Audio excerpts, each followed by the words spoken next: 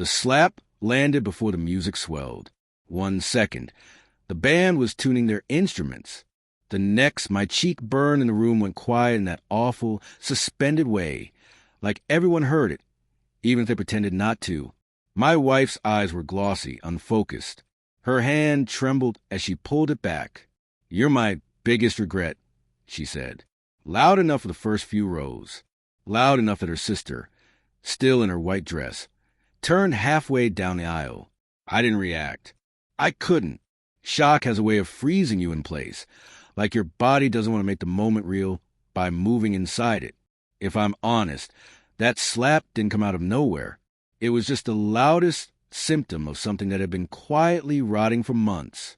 The signs had been subtle at first. Missed calls during her lunch breaks. Texts answered hours later with excuses that sounded rehearsed. She started dressing differently when she said she was just running errands, and she guarded her phone like it contained something fragile and dangerous. When I asked, she smiled thinly. "You're imagining things. Don't make today about you." That was a phrase she used more often lately. At the wedding venue that morning, she barely spoke to me. She floated from table to table, laughing too brightly, her hand never finding mine. During the rehearsal dinner the night before, I noticed how often she disappeared to take a call.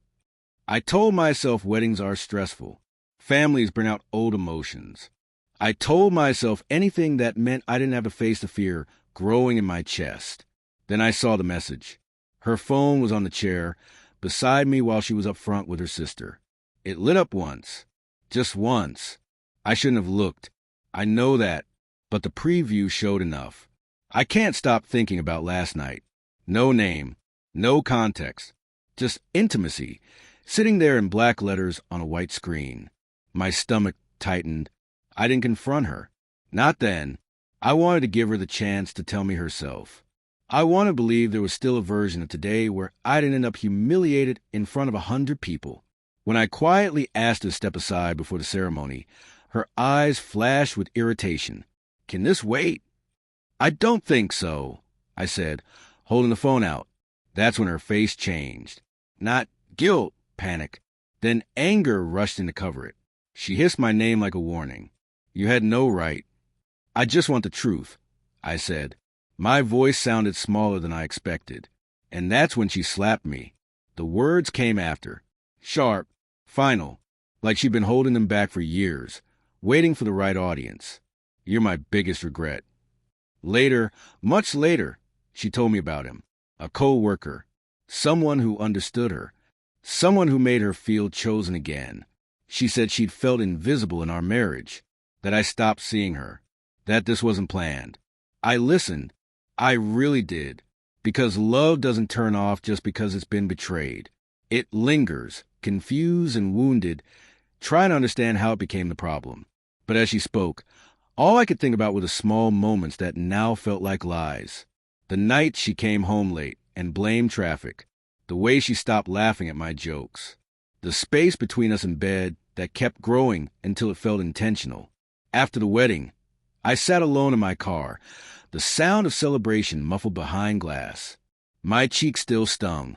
Not from the slap, but from the realization that she'd chosen humiliation over honesty. The turning point wasn't rage. It was clarity. I told her I was leaving, not to punish her, not to win, but because staying would mean teaching myself that love looks like silence and endurance, and it doesn't. She cried then, real tears. She said she didn't mean it, that she was overwhelmed, that people make mistakes. "I know," I said, "but I don't have to live inside them." It's been months now. The memory still aches, but it doesn't define me anymore. I'm learning that self-respect isn't loud. Sometimes it's just a quiet decision to walk away when someone shows you who they are, no matter how much you once loved who you thought they were. And every time I remember that slap, I don't feel shame anymore. I feel free.